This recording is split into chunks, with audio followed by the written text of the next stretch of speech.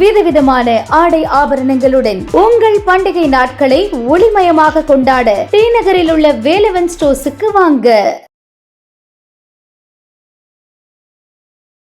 தினமலர் நேயர்களுக்கு அன்பான வணக்கம். நம்மோடு மூத்த பத்திரிகையாளர் கோலாகல சீனிவாஸ் இணைந்திருக்காங்க. அவங்களை வரவேற்கலாம். சார் வணக்கம். வணக்கம் சார், இப்போ சமீபத்தில் நம்ம இன்டர்நேஷ்னல் இஷ்யூவாகவே நம்ம பார்க்கும்போது ஷேக் ஹசீனா நட்பு நாடு பங்களாதேஷ் அதனுடைய அதிபராக இருந்தவங்க கேபிட்டல் சென்டென்ஸ் கொடுத்துருக்காங்க சார். அதுக்கு பின்னாடி ஏதாவது இருக்கா?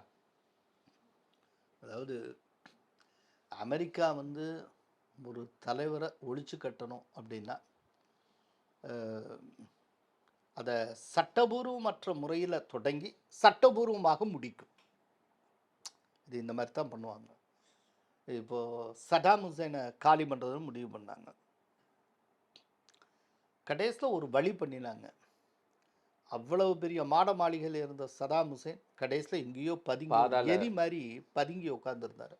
அவர் பிடிச்சி கொண்டு வந்தாங்க.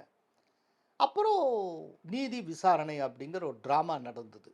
நடக்கிறதுக்கு முன்னாலே அவருக்கு என்ன தீர்ப்பு எழுத போகிறாங்கன்னு எல்லாருக்கும் தெரியும்.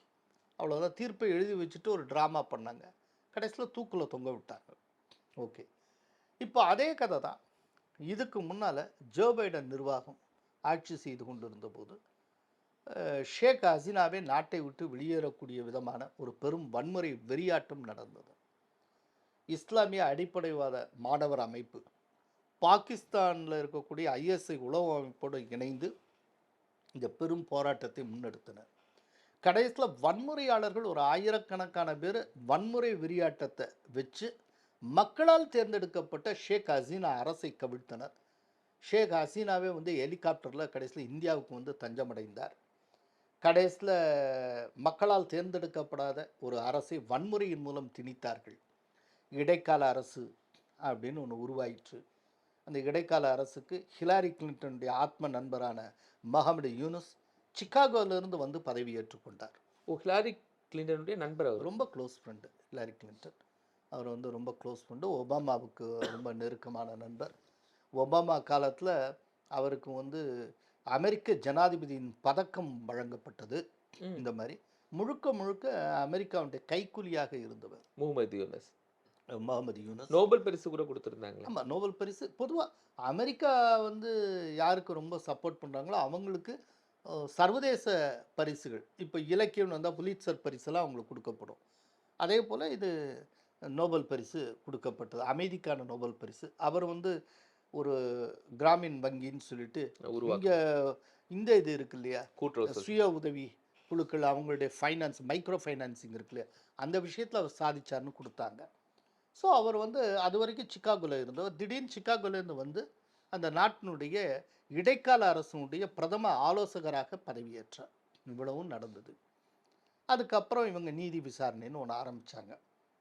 அதாவது சர்வதேச குற்றங்களுக்கான வங்கதேச தீர்ப்பாயம், அந்த தீர்ப்பாயம் அதை விசாரித்து வந்தது. இப்போது ஷேக் ஹசீனாவுக்கும் அவருடைய அமைச்சரவையில் உள்துறை அமைச்சராக இருந்தவருக்கும் மரண தண்டனை விதித்து இருக்கிறார்கள். அப்போ இருந்த போலீஸ் சீஃபு தன்னுடைய தவறை ஒப்புக்கொண்டு இவர்களை காட்டி கொடுத்து அப்ரூவராக மாறின காரணத்தினால 5 ஆண்டு தண்டனை அவருக்கு தரப்பட்டிருக்கிறது. இப்போது இவ்வளோ அவசரமாக ஒரு தூக்கு தண்டனை வரைக்கும் ஷேக் ஹசீனாவை கொண்டு போகிறதுக்கு என்ன காரணம்? அதுதான் ரொம்ப முக்கியமானது. இங்கே விரைவில் தேர்தல் நடக்க இருக்கிறது. அவங்களுடைய ஐடியா ப்ரோ அமெரிக்கனாக இருக்கக்கூடிய காலிதா ஜியாவை எப்படியாவது பிரைம் மினிஸ்டர் ஆக்கணும் அப்படிங்கிறது தான். இந்த பிரச்சனை எங்கேருந்து வந்தது அப்படின்னு பார்த்தீங்கன்னா, சென்ட் மார்டின்ஸ் ஐலண்ட்லேருந்து ஆரம்பிக்குது இந்த பிரச்சனை. பங்களாதேஷில் சென்ட் மார்டின்ஸ்னு ஒரு ஐலண்ட் இருக்குது, ரொம்ப ஸ்ட்ராட்டஜிக் லொக்கேஷனில் இருக்குது. இந்த சென்ட் மார்டின்ஸ் ஐலண்டு ரொம்ப நாளாக அமெரிக்கா குறிவைத்து வந்தது. ஜோ பைடன் காலத்தில் சென்ட் மார்டின்ஸ் ஐலண்டை எங்களுக்கு எப்படியா தாங்க, நாங்கள் அங்கே விமான படை தளம் அமைக்க வேண்டும் அப்படின்னு அமெரிக்கா கேட்டது. கடைசி வரைக்கும் ஷேக் ஹசீனா தரவே இல்லை. அதை ஷேக் ஹசீனா இந்த கிரைசிஸ் வந்த காலத்தில் ஒரு உச்சகட்டத்துக்கு போயிட்டு இருக்கிறப்போ அவங்க வெளிப்படையாகவே வீடியோவில் சொல்லியிருந்தாங்க, என்னை ஒரு வெள்ளை அதிகாரி அணுகினார். இந்த தேர்தல் நடக்கிறதுக்கு முன்னாலேயே ஒரு வெள்ளை அதிகாரி என்னை அணுகினார். அப்போ அவர் சொன்னார், நீங்கள் சென்ட் மார்ட்டின்ஸ் ஐலண்டை எங்களுக்கு விட்டு தரணும், நாங்கள் விமானப்படை தளம் அமைக்க வேண்டும். அதுக்கு ஒருவேளை மறுத்தால் இந்த தேர்தலின் மூலம் நீங்கள் எந்த பயனையும் அடைய முடியாது என்று என்னை மிரட்டினார். நான் அதற்கு ஒப்புக்கொள்ளவில்லை. அதற்கு நான் ஏற்கனவே ஒப்புக்கொண்டிருந்தால் எனக்கு இந்த கதி ஏற்பட்டு இருக்காது அப்படின்னு அவங்க சொன்னாங்க. அவங்க சொன்னது அப்படியே பதிவாயிருக்கு. இந்த வீடியோவே இன்னைக்கு அவைலபிள், நீங்கள் பார்க்கலாம். ஸோ அந்த அதிகாரி, வெள்ளை அதிகாரி யாருன்னு எல்லாருக்கும் தெரியும், அமெரிக்க அதிகாரியாக தான். ஏன்னா சென்ட் மார்ட்டின்ஸ் ஐலண்டை அவங்க தான் குறி வச்சுட்டு இருந்தாங்க. அதில் சென்ட் மார்ட்டின்ஸ் ஐலண்டுக்கு ஒரு கிராக்கி எப்போ ஏற்பட்டது அப்படின்னா, ஸ்ரீலங்காவில் இருக்க ஹம்மந்தடா துறைமுகத்தை சீனா வளைத்து போட்டதும், 99 வருஷம் லீஸுக்கு எடுத்துட்டதும், அப்போது சீனாவை பேலன்ஸ் பண்ணுறதுக்கு நமக்கு சென்ட் மார்ட்டின்ஸ் தேவை அப்படின்னு சொல்லிட்டு ரொம்ப தீவிரமாக அவங்க அணுக ஆரம்பித்தாங்க. ஆக்சுவலாக இந்த ரெண்டு பக்கமும், இந்த பக்கம் ஹம்மந்தடா சீனாவுக்கு போயிடுச்சு, அந்த பக்கம் அவங்க சென்ட் மார்ட்டின்ஸ் குறி வச்சு பண்ணிக்கிட்டு இருக்காங்க. அப்போ இது ரெண்டுத்துக்கு இடையில கச்சத்தீவு நமக்கு தேவைன்ட்டு நாம் அதுக்காக தீவிரமாக ஒர்க் பண்ணிகிட்ருக்கோம். இதெல்லாம் போயிட்டுருக்கு. இந்த ஒரு சூழ்நிலையில் தான் ஷேக் ஹசீனாவை யூஸ் பண்ணாங்க, அவங்க வெளியில் வந்தாங்க. இப்போ என்னென்னா, அடுத்தாப்பில் எலெக்ஷன் நடக்க போகுது.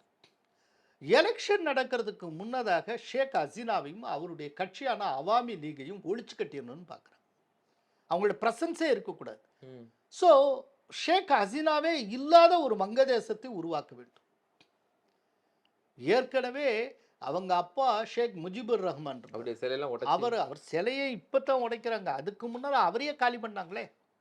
ஷேக் முஜிபுர் ரஹ்மான் பதவியேற்றதுக்கு பிறகு திடீர்னு அந்த வங்கதேச இராணுவம் வீட்டுக்குள்ளே புகுந்து வெறியாட்டம் அடிச்சு அது ஆட்சி கவிழ்ப்பு முயற்சியில் நேரடியாக ஈடுபட்டாங்க, ஃபயர் பண்ணாங்க.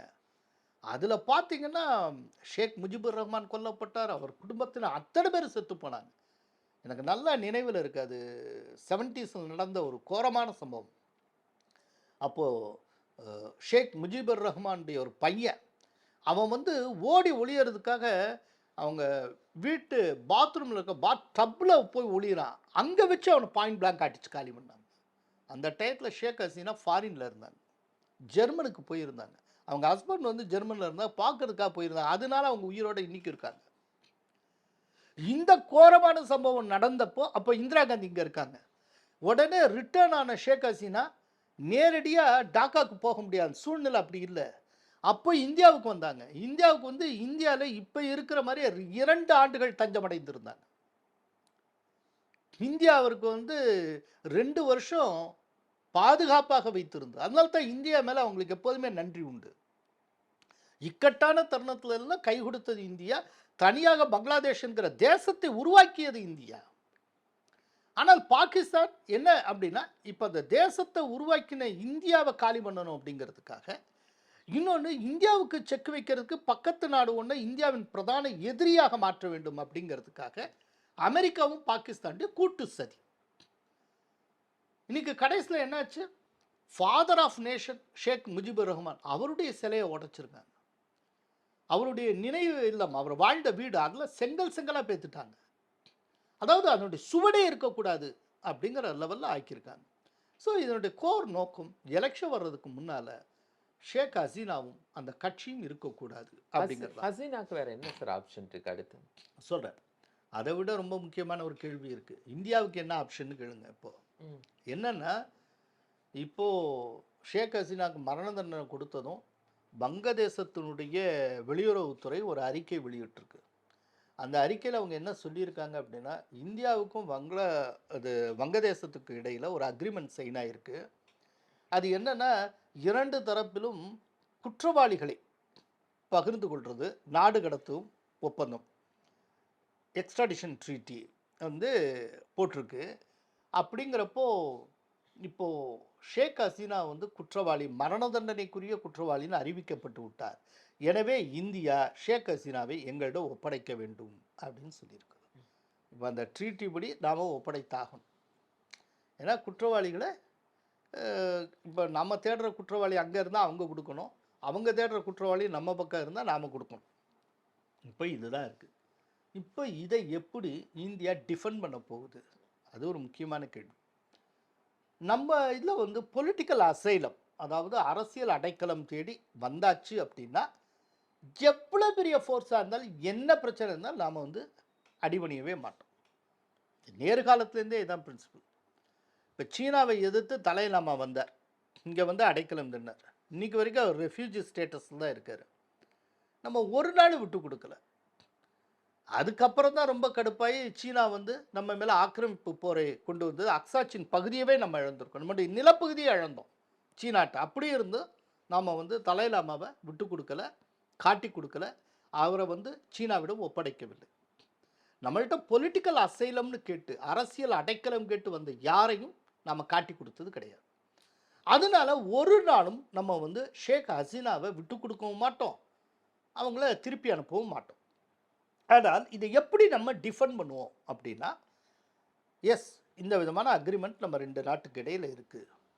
ஆனால் இந்த அக்ரிமெண்ட்டு 2 நாட்டினுடைய மக்களால் தேர்ந்தெடுக்கப்பட்ட 2 அரசுகளுக்கு இடையில் நடந்தது. ஆனால் இப்போ நீங்கள் பண்ணிகிட்டு இருக்கிறது இங்கே மக்களால் தேர்ந்தெடுக்கப்பட்ட அரசே கிடையாது, வன்முறையால் திணிக்கப்பட்ட ஒரு அரசு, வன்முறையால் திணிக்கப்பட்ட ஒரு இடைக்கால அரசனுடைய வழிகாட்டுதலில் வழங்கப்பட்டிருக்கிற தீர்ப்பு அது. அப்படிங்கிறப்போ இந்த தீர்ப்பை நாங்கள் ஒப்ளைஜ் பண்ணணுங்கிற அவசியம் இல்லை அப்படிங்கிற மாதிரி கொண்டு போவாங்க. அதுக்கு டெக்னிக்கலாக ஏதோ ஒரு பதிலை சொல்லுவாங்க, ஆனால் ஹசீனாவை ஒப்படைக்க மாட்டாங்க. இதுக்கு இடையில அமெரிக்காவுக்கும் இந்தியாவுக்கும் இடையில ரொம்ப முன்னால் இருந்த ஒரு உறவு, அதாவது ரொம்ப முன்னால் போன ஃபஸ்ட்டு டேர்ம் இருந்தப்போ ட்ரம்ப்புக்கும் மோடிக்கும் எப்படிப்பட்ட ஒரு உறவு இருந்தோ அந்த விதமான ஒரு உறவு இருக்கும்னா, ஒரு உறவு ஏற்படும்னா பங்களாதேஷ் ரொம்ப கூலாகும். இப்போ ஷேக் ஹசீனாவுக்கு ஒரு விடிவு பிறக்கும்.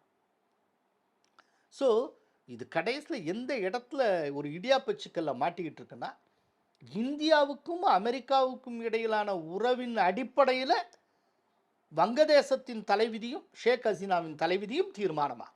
இது அந்த இடத்துல வந்து மாட்டிக்கிட்டு இருக்கு. அது போக போகத்தான் பார்க்கணும். ரொம்ப முக்கியமான விஷயங்கள் சார், அதுவும் இன்டர்நேஷ்னல் அஃபேர்ஸ் சம்பந்தமான விஷயத்தில் ரொம்ப தெளிவான நிறைய புதிய கருத்துக்களை பதிவு செஞ்சுருக்கீங்க. ரொம்ப மகிழ்ச்சி. நன்றி சார். நேயர்களே, மற்றும் ஒரு நிகழ்ச்சி சந்திக்கலாம். நன்றி.